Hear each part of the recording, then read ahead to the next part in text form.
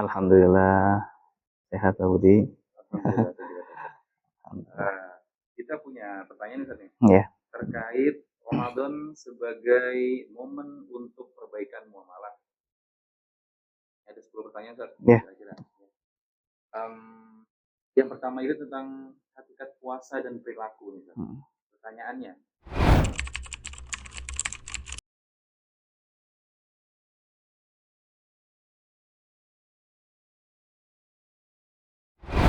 Masya Allah ya. Jadi memang Ramadan ini kan sebenarnya adalah momentum untuk meningkatkan kuantitas dan kualitas spiritual kita sebenarnya. Tapi memang terkadang manusia itu dia itu memisahkan antara aspek spiritual dengan sosial. Padahal di dalam Islam yang namanya ibadah itu kan bagaimana kita jalan menuju Allah Subhanahu wa taala. Allah memberikan jalan itu ada yang bentuknya itu ibadah ritual dan juga ibadah non ritual ya. Dalam bahasa Arab mungkin ibadah mahdoh dan juga ibadah ghairu mahdoh. Nah, tapi eh, terkadang sebagian umat Islam itu mereka terlalu fokus kepada ibadah ritual akan tetapi melupakan ibadah non ritualnya. Padahal itu juga sama-sama memiliki urgensi di dalam agama Islam. Bahkan Nabi Muhammad SAW terkhusus menyinggung ini di bulan Ramadan, ya, eh, bahwa Nabi Muhammad SAW itu bersabda, "Man lam yada qaula zur wal amala bihi, falaysa lillahi hajatun an yada ta'amahu wa syarabahu." Ya. Karena siapa yang tidak meninggalkan perkataan dusta dan perbuatannya, maka Allah tidak butuh dia meninggalkan makan dan minumnya. Artinya di sini Rasulullah menyinggung perkara yang berkaitan dengan ibadah sosial, yaitu kita tidak boleh melakukan dusta dan perbuatannya, dan itu artinya semua yang berkaitan dengan interaksi kita antar sesama manusia itu juga perlu diperhatikan. Ini menjadi momentum di bulan Ramadan untuk memperbaiki itu semua. Kita memperbanyak ibadah ritual kita, tapi di samping itu juga kita juga memperbaiki interaksi sosial kita. Sehingga jangan kita hanya fokus untuk ibadah di masjid, ya. Itu memang menjadi utama juga.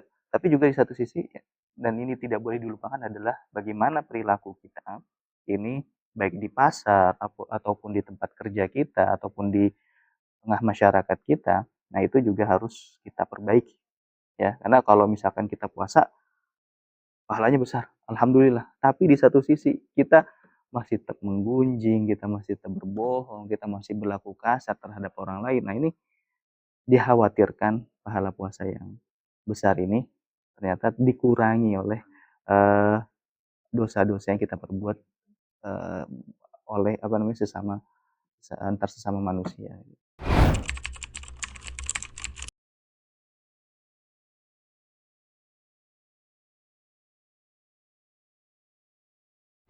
Ya, justru lapar itu adalah eh, sebagai perisai seharusnya, ya.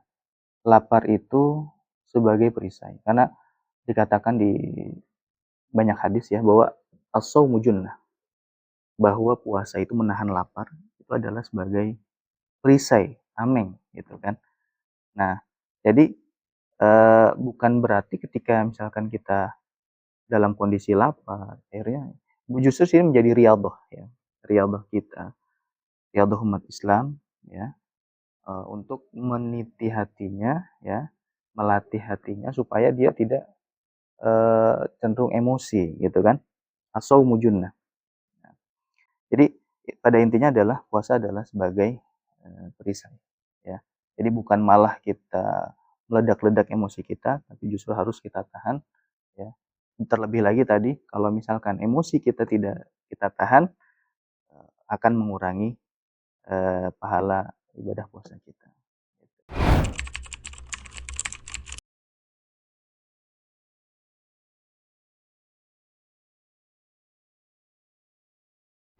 Ya, kan tujuan daripada puasa salah satunya adalah untuk meraih ketakwaan.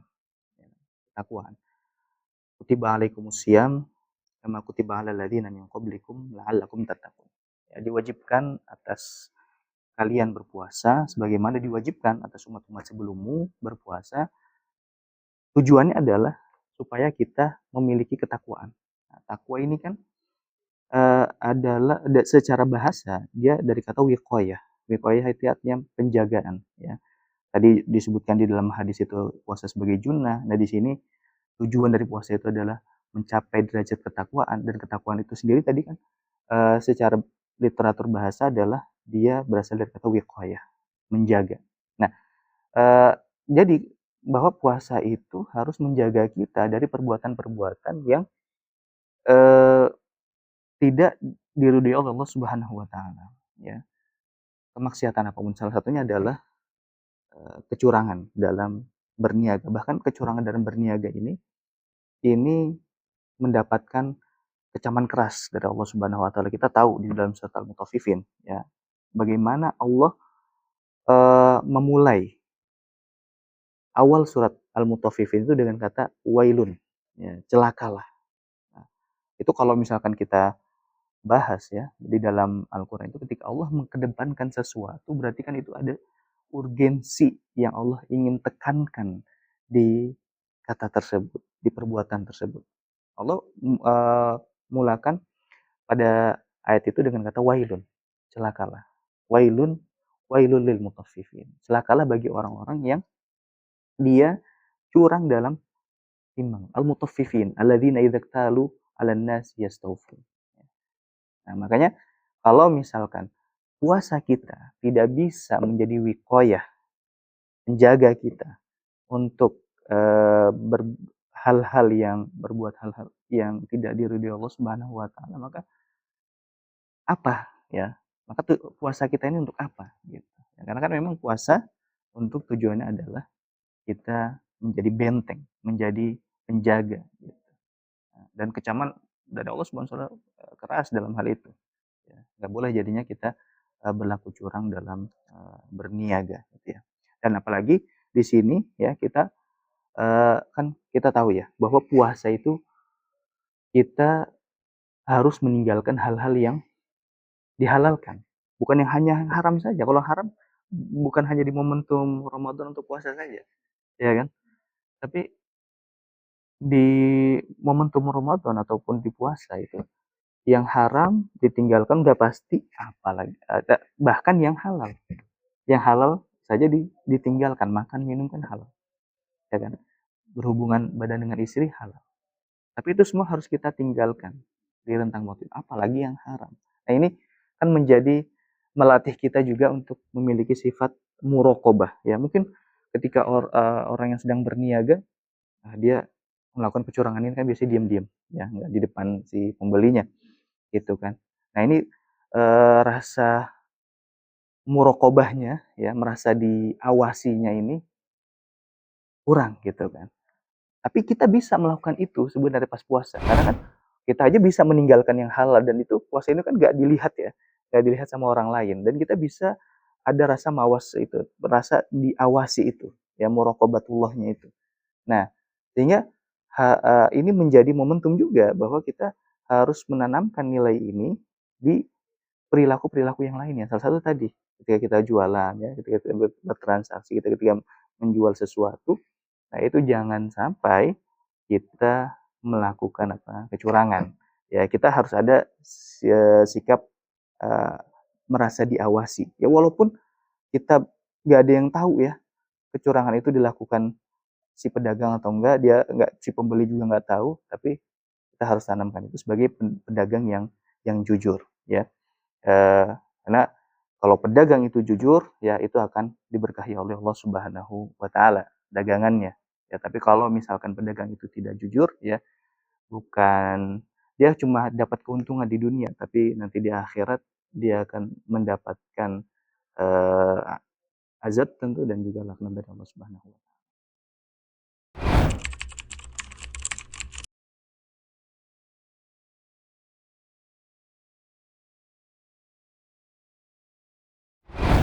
Ya, ini pertanyaan ini memang sangat relate ya di kehidupan kita. Memang fenomena kenaikan harga ini ada yang kenaikan harga secara alami ya. Kalau dalam dunia ekonomi kan kita tahu ya bahwa eh, harga itu memang ada yang memang bergerak secara alami karena hukum supply and demand kan, permintaan dan juga penawaran. Ketika misalkan permintaannya banyak, tentu harga juga akan naik kan seperti itu. Tapi yang perlu diketahui juga bahwa kenaikan itu terkadang terjadi secara tidak wajar gitu. Nah, itu ada apa namanya? Distorsi ya. Adanya perilaku distorsi yang terjadi di pasar gitu sehingga kenaikan harga ini nih ada tangan-tangan ya oknum-oknum yang dia oknum-oknum tidak bertanggung jawab ini melakukan sesuatu yang akhirnya berdampak pada kenaikan kenaikan harga. Salah satunya adalah bentuk penimbunan gitu kan. Mungkin sebelum masuk bulan Ramadan ya eh, barang-barang pokok itu ditimbun gitu kan, gak ditimbun ya supaya tujuannya adalah untuk supaya harga itu naik dan masyarakat merasa butuh kan dan supply-nya itu dikit di pasaran, akhirnya masyarakat berbondong-bondong untuk membeli, permintaan naik, akhirnya eh, karena permintaan naik akhirnya harganya naik. Tapi kan itu eh, penawaran yang dimanipulasi gitu ya. Penawaran dimanipulasi. Artinya sebenarnya penawarannya banyak gitu, tapi karena dimanipulasi dibuat sedikit karena ditimbun ya sebagian barangnya akhirnya membuat eh, apa harga menjadi naik. Nah ini perilaku seperti ini sudah dikecam oleh Rasulullah Shallallahu Alaihi Wasallam ya bahwa dalam sabda Nabi Muhammad SAW la yahtakiru illa khati. Ya, tidak ada orang yang melakukan suatu tindakan ihtikar atau penimbunan kecuali orang itu adalah orang yang sangat berdosa gitu kan. Makanya ini juga apa namanya ini bulan suci ya, bulan suci Ramadan. Kita memang tujuan mengambil keuntungan itu diperbolehkan ya. Tujuan dia mengambil keuntungan dalam berniaga itu wa halallahu al-bai'a wa harrama riba. Allah menghalalkan transaksi jual beli dan jual beli tentu untuk mendapatkan keuntungan. Tapi keuntungan itu kan tidak boleh juga ditempuh dengan cara-cara yang tidak baik gitu. Apalagi ini kita di momentum bulan suci Ramadan. Ya Allah memberikan rahmatnya, pahalanya, udah apa mengkucurkan banyak pahalanya di bulan Ramadan, tapi malah dinodai oleh tindakan-tindakan oknum yang tidak bertanggung jawab ya sehingga menodai kesucian bulan Ramadan itu sendiri. Gitu.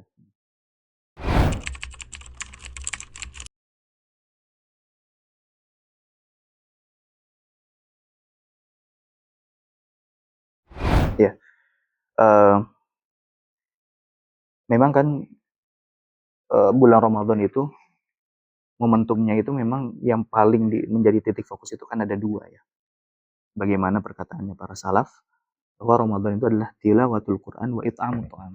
Ya, Ramadan adalah momentum untuk kita sering ya memperbanyak interaksi kita kepada Al-Quran dan juga momentum kita untuk berbagi it'amut ta'am ya berbagi makanan ya.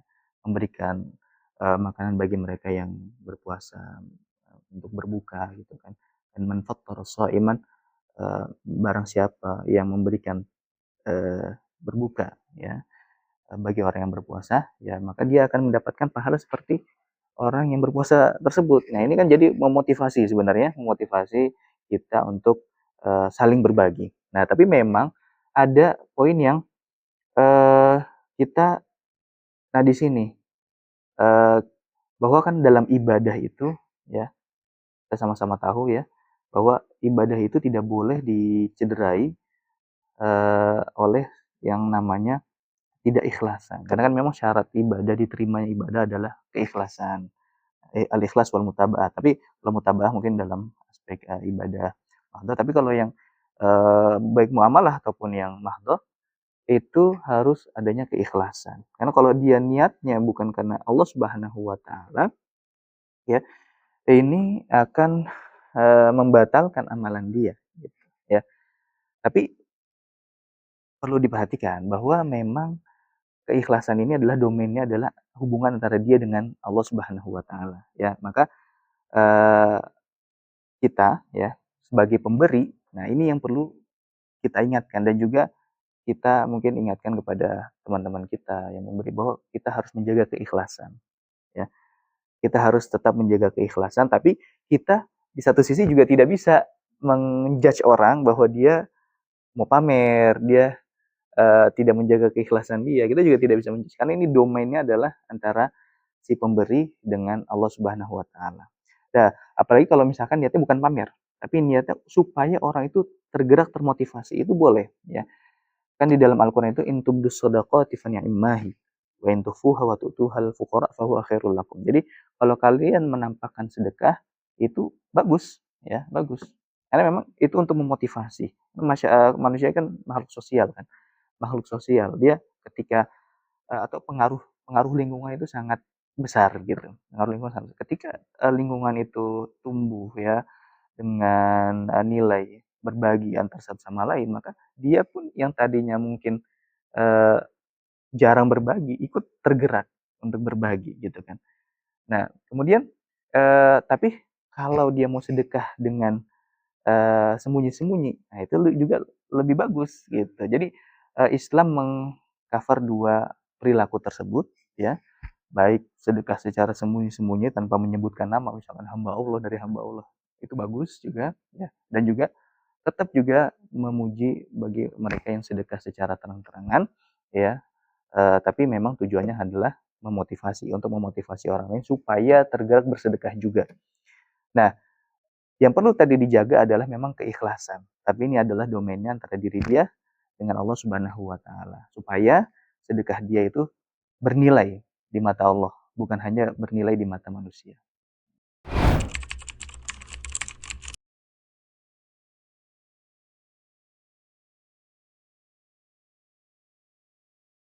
Nah, itu tadi ya kan, momentum bulan Ramadan dari it'amut ta'am ya kan, memberikan makanan, sedekah. Memang itu apa namanya? Memang momentumnya bulan Ramadan ini ya.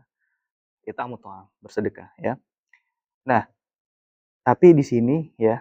Nah, di sini kita harus punya namanya fikih prioritas, fikul aulawiyat ya kan.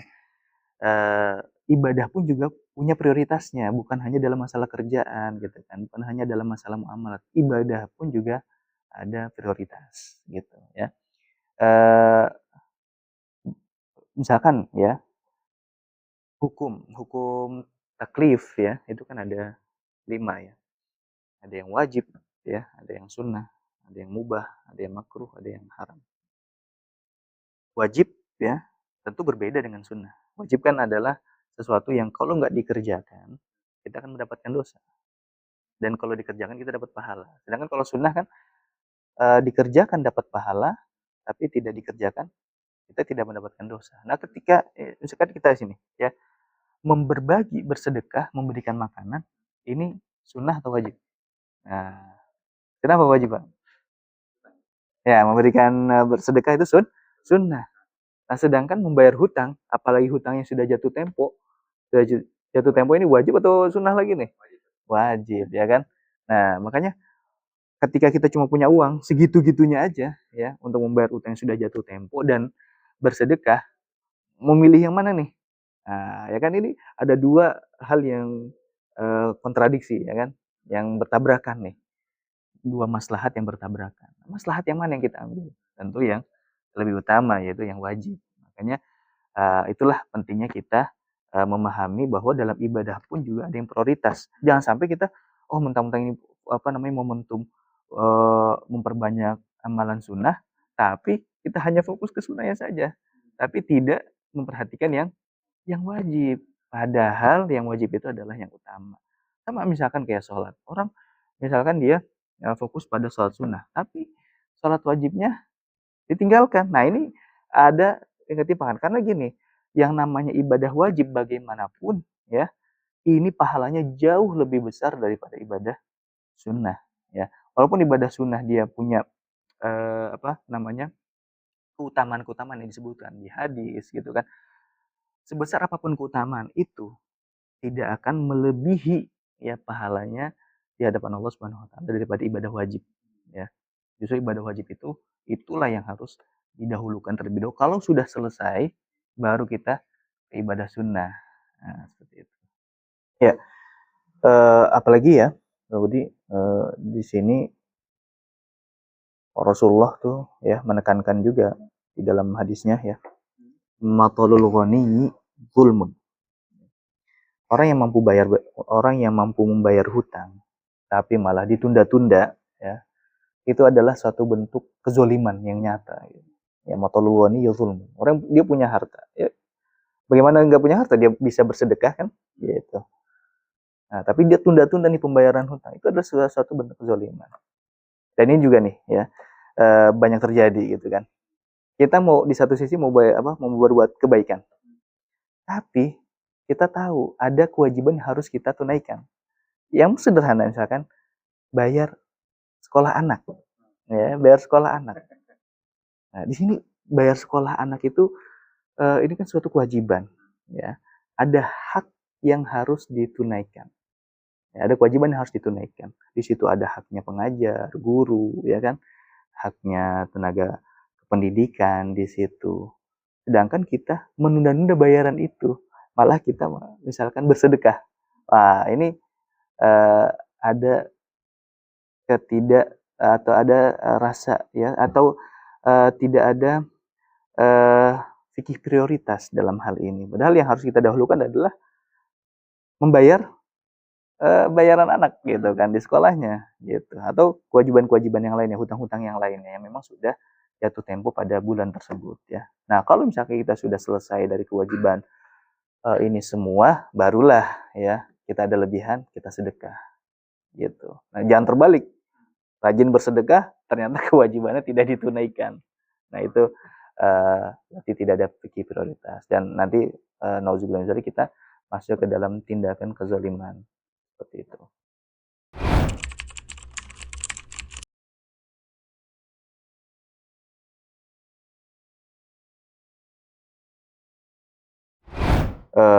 Sekarang memang sudah dunia itu sudah terbagi dua gitu ya. Dunia nyata dan dunia maya kan gitu ya. Tapi terkadang kita memang karakternya memang beda ya di antara dua dunia ini. Tapi secara garis umum Islam mengatur bahwa kedua hal tersebut itu sama ya, bahwa ada adab yang harus diperhatikan di dunia nyata dan juga ada adab yang harus diperhatikan juga di dunia maya. Ya, hal yang terlarang di dunia nyata bukan berarti menjadi halal di dunia maya kan gitu. Kadang kita, wah, iya deh, saya misalkan di dunia nyata ketika interaksi dengan teman gitu kan, dengan masyarakat, dengan tetangga, dengan orang tua dan yang lainnya, mungkin tidak menyinggung secara lisan. Tapi di dunia maya ya ketika wah ini ada hal-hal yang kayak gini, akhirnya jari jembarnya ini udah nggak sabaran ini untuk mengetik hal-hal yang uh, mengejek lah, ya rasis lah, atau misalkan bahkan menyebarkan berita hoax lah. Padahal itu semua kan baik di dunia nyata maupun di dunia maya itu juga terlarang ya. Misalkan berita hoax saja ya. Bagaimana Allah Subhanahu wa taala berfirman dalam surat Al-Hujurat ya kan, "Ja'akum fasiqun binaba'in fatabayyanu." Ketika kita mendapatkan satu kabar ya, yang itu kabar ini belum valid ya, belum valid. Karena datangnya ini dari orang yang fasik. Fasik ini kan kalau ini adalah orang yang memang secara kredibilitasnya ini kurang gitu ya. Karena dia saja berkhianat kepada Allah dengan sering maksiat gitu. Bagaimana dia uh, ketika mengabarkan suatu berita, nah kita kan juga masih tanda tanya, ini dia membawa beritanya valid atau enggak gitu. Nah, begitu juga di dunia maya kita nggak tahu ya. Kita makanya harus jadi netizen yang cerdas gitu kan, netizen yang cerdas memilah berita ya. Jangan sampai gara-gara jari kita malah bisa mendapatkan dosa ya, khususnya di bulan Ramadan. Setiap kabar itu kan kita share ya kan. Kayak ini padahal belum tentu kabar itu valid ya kan. Kafa bil mar'i itsman, kadziban, afwan. Kafa bil mar'i kadziban. Cukuplah orang itu dianggap sebagai pendusta ya. an yuhaditsa bi kulli ma sami'a atau kama qala alaihi wasallam. Jadi menyebarkan seluruh apa yang dia dengar, ya.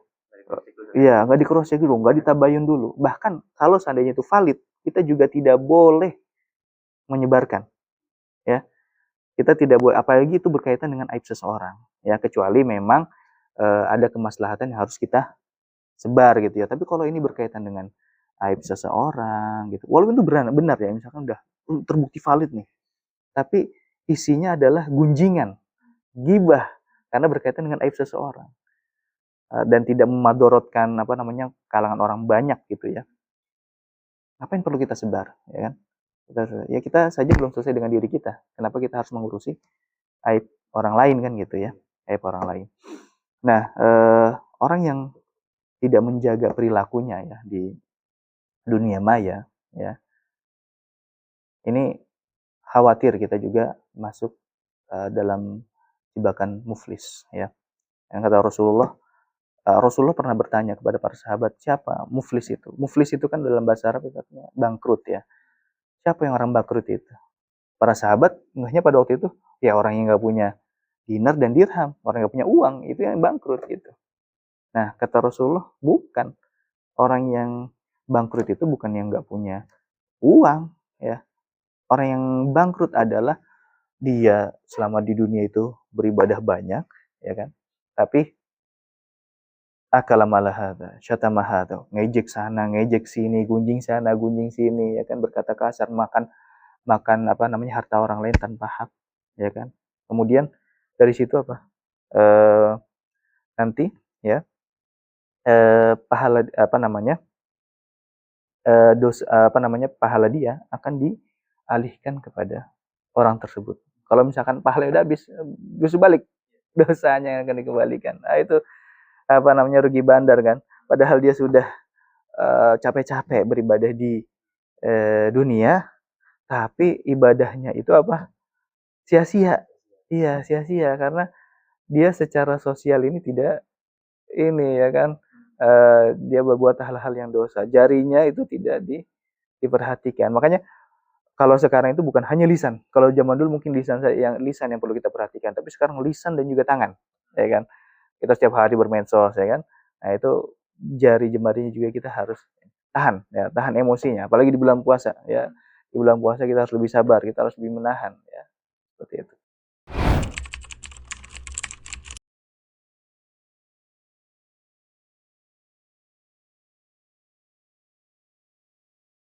Ya, kalau kita bicara sah atau tidaknya, tentu puasanya sah karena apa namanya memutus tali silaturahim itu bukan suatu hal yang menjadi pembatal puasa ya.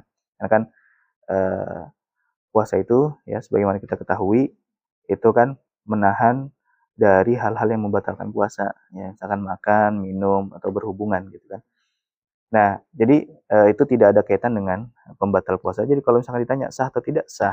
Nah, tapi puasa itu kan tadi bukan hanya kita sekedar ya ritualnya saja. Ini kan ini baru aspek ritual ya kan.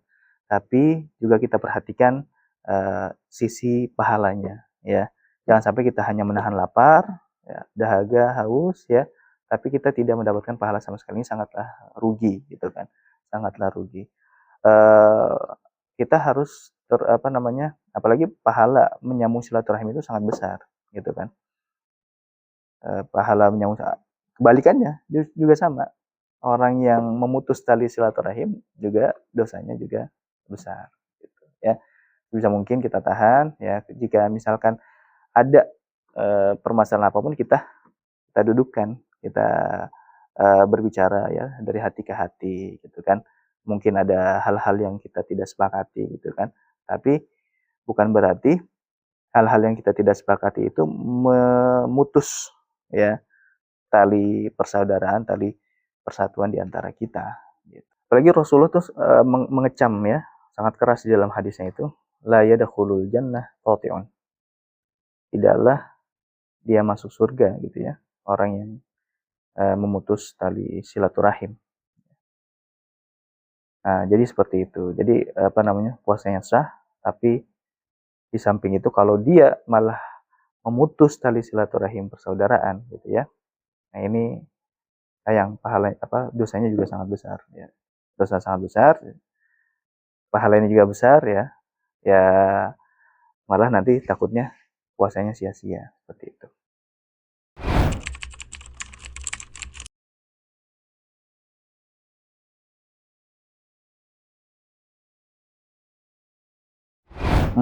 Iya iya iya.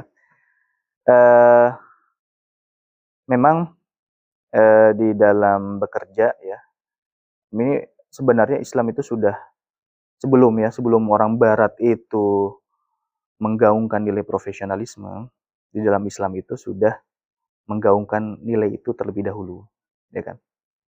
Contoh misalkan kita dalam sholat, bagaimana kita dituntut untuk rapi, ya kan? Jadi dalam surat As-Saff itu disebutkan innallaha yuhibbul ladzina yuqatiluna fi sabilihi shaffan ka'annahum bunyanun marsus. Bahwa Allah Subhanahu wa taala menyukai orang-orang yang ketika berjihad di jalannya itu secara shaf, ya, secara rapih, teratur ya, seperti bangunan yang kokoh gitu kan. Nah, jadi inilah nilai-nilai profesional. Rasulullah pun juga menyinggung bahwa innallaha yuhibbu amalan idza amilahu ayyutqinahu. Jadi Allah suka pekerjaan yang dikerjakan oleh seseorang itu dia lakukan secara profesional, ya kan? Innallaha yuhibbul bahwa Allah Subhanahu wa taala mencintai ihsan, ihsan, perlakuan baik di segala sesuatu. Ini kan ihsan ini ya itu adalah bentuk profesionalisme, ya kan? Nah, sekarang ininya apa? Permasalahannya adalah ketika kita berpuasa memang ini manusiawi lah ya. Manusiawi adanya penurunan energi gitu ya, karena memang kita menahan lapar, menahan haus gitu kan. Dan ini tentu dia secara energik ya mungkin agak berkurang gitu ya, agak berkurang. Diusahakan memang ya kita sebagai seorang muslim ini tetap berlaku profesional di tempat kerja kita walaupun dalam kondisi berpuasa ya. Jadi berpuasa itu bukan menjadi halangan untuk kita di satu sisi melakukan suatu pekerjaan yang profesional, secara profesional ya.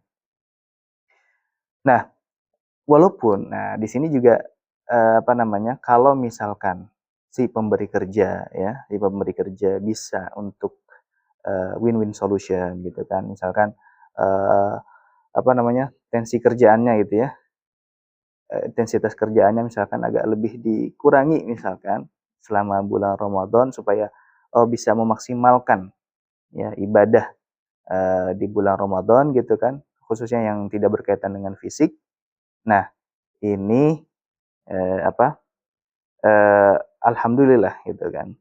Tapi misalkan ini bekerjanya di bidang produksi gitu kan, yang di situ mungkin dituntut untuk bekerja sama seperti dengan di luar bulan Ramadan karena ini berkaitan dengan produksi suatu barang ataupun yang lainnya gitu kan. Nah, di sini pun juga Islam ya menuntut kita juga harus ya bekerja secara profesional juga. Jadi puasa itu bukan menjadi suatu halang dan rintangan. Cuma memang ada kondisi-kondisi tertentu gitu ya, yang mungkin kerjaannya berat sekali gitu kan. Kerjaannya berat gitu. Beratnya ini benar-benar tidak bisa di luar kemampuan orang biasa lah gitu ya. Seperti misalkan nukang ya, ataupun kerjaan-kerjaan berat yang lainnya lah ya. Nah, di sini kan di satu sisi dia harus mencari nafkah ya. Di satu sisi dia harus mencari nafkah, di satu sisi juga dia harus berpuasa. Nah, kata para ulama jika kondisinya memang seperti ini ya, dia memang berat sekali kerjaannya dan kalau misalkan dia masih memaksakan dirinya untuk berpuasa ya, dikhawatirkan dia mendapatkan madorot gitu kan, misalkan sakit atau bahkan auzubillah min dzalik sampai meninggal gitu ya. Nah, kalau dia memaksakan, terlalu memaksakan. Nah, maka di sini kata para ulama, dia tetap harus meniatkan puasa di malam harinya, ya, dan memulai harinya dengan berpuasa, ya, memulai harinya dengan berpuasa. Nah, kemudian dia melakukan kerjaan itu, ya, karena itu wajib ya, karena memberikan nafkah tadi wajib, ya. Kemudian dia sudah berusaha, ya, kalau misalnya dia sudah berusaha puasa sambil bekerja, kemudian dia tidak kuat, maka disitulah dia mendapatkan keringanan untuk membatalkan puasanya, ya. Tapi bukan berarti nggak dibayar, itu menjadi hutang, ya, hutang puasanya. Jadi nanti ketika di luar bulan Ramadan, dia ganti tuh puasanya, ya, ganti puasanya. Ketika dia lagi senggang, lagi libur, ya, dia ganti puasanya. Jangan sampai juga di luar bulan Ramadan, ya, dia malah nggak ganti puasanya. Ini menjadi hutang, ya. Apa namanya, hutang kepada Allah, denullah haqqu bil qada, ya, lebih utama untuk diganti gitu. Hutang kepada manusia aja kita ganti, apalagi hutang kepada Allah Subhanahu wa taala, seperti itu.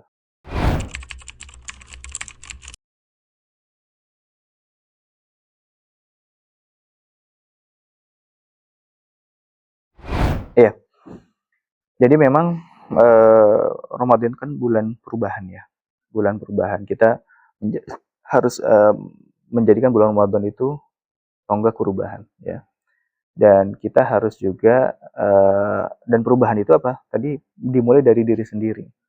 Ya, dimulai dari diri sendiri. Bukan orang lain yang merubah kita, tapi memang diri kita yang harus merubahnya. Innallaha la yughayyiru ma biqaumin hatta yughayyiru ma bi anfusihim. Bahwa sesungguhnya Allah tidak akan merubah suatu kaum, tabiat suatu kaum, ya, kecuali ya kaum itu sendiri yang merubahnya. Gitu. Jadi kita juga jangan sampai kita ada mental block gitu. Wah, kalau Ramadan mah memang ada ininya, ada apa namanya, ganjaran pahalanya banyak gitu sama. Kalau di luar Ramadan nih nggak, kayaknya motivasinya kurang nih. Justru itu dia harus menanamkan motivasi itu di dalam dirinya sendiri, bahwa di Ramadan saya saja bisa, kenapa di luar bulan Ramadan saya tidak bisa. Nah, tapi memang eh, yang namanya kerjaan gitu ya, atau yang namanya kehidupan itu, kita nggak mungkin itu fi watiratin wahidah, nggak mungkin kita stuck dalam satu level. Kadang kita di atas, ya, kadang kita keimanan kita di atas, kadang keimanan kita di bawah. Al-imanu yazidu wa yanqus, kan gitu. Ya, naik turun iman itu. Kadang kita lagi iman lagi, ya, kita wah semangat gitu kan. Nah, iman turun, wah anjlok seanjlok-anjloknya gitu kan. Nah, ini uh, Rasulullah sebenarnya sudah mewanti-wanti, ya. Dengan cara apa? Dengan cara kalau misalkan kita beribadah itu kita jangan terlalu diporsir, ya. Bulan Ramadan oke, boleh kita memporsir. Tapi ketika di luar bulan Ramadan mungkin, nah ini kalau misalkan kita belum bisa untuk konsisten dengan porsiran ibadah seperti itu, ya, ibadah yang banyak seperti itu, mungkin oke, kita jangan langsung memporsir ibadah, kemudian pas lagi anjlok seanjlok-anjloknya semuanya ditinggalkan gitu kan. Nah, itu nggak baik. Makanya habul amal indallahi adwa wa in qalla. Sebaik-baiknya amalan yang dicintai oleh Allah Subhanahu wa taala adalah amalan yang sedikit tapi dia konsisten, ya, konsisten. Nah, makanya kita sebagai seorang muslim, ya, kita selesaikan dulu nih. Yang wajib kita selesaikan dulu. Yang haram kita tinggalkan dulu. Itu kan yang menjadi uh, batas minimal seorang muslim kan gitu. Yang wajib kita selesaikan, yang dilarang kita tinggalkan. Yang sunnah-sunnah, nah di sini kita lakukan, tapi semampu kita, dan kalau bisa itu kita lakukan secara konsisten, ya. Jangan sampai ibadah sunnahnya ini melejit, tapi pas dulu lagi turun sekali, bahkan sampai meninggalkan yang wajib dan melakukan yang haram, ya. Nah itu, jadi sebisa mungkin, ya, hal-hal yang tadi dilarang itu adalah apa, dia apa namanya, dia menjauhi itu, ya, dan yang wajib itu dia harus kerjakan, karena yang wajib dan yang dilarang ini adalah tidak apa namanya, itu masih menjadi kemampuan dia, ya. Allah tidaklah membebani, la yukallifullahu nafsan illa wus'aha, bahwa pembebanan dari Allah Subhanahu wa taala baik itu berupa perintah ataupun larangan itu masih dalam batas kemampuan manusia. Terkadang kita sendiri yang menganggap kita tidak mampu, padahal kita masih mampu. Orang ya bisa menaiki Gunung Rinjani, tapi masjid musola yang jaraknya ya nggak sampai misalkan 5 menit ya, itu dia tidak bisa gitu ya. Padahal sholat gitu ya, jalan kaki ke masjid atau misalnya pakai kendaraan, kalau sekarang udah ada kendaraan kan, motor gitu, nggak bisa, nggak betah gitu kan, katanya lagi capek apa segala macam. Atau misalkan sholat paling sholat wajib itu kan, sholat berjamaah berapa menit sih ya kan, paling 3 sampai 5 menit. Tapi eh, terkadang kita juga banyak yang tidak mampu gitu ya. Nah inilah mental block inilah yang ada di dalam diri kita ini, yang harus kita tinggalkan ya, harus kita ubah gitu. Jangan tunggu motivasi dari orang lain, motivasi itu harus datang dari diri sendiri. Innallaha la yughayyiru ma biqaumin hatta yughayyiru ma bi anfusihim.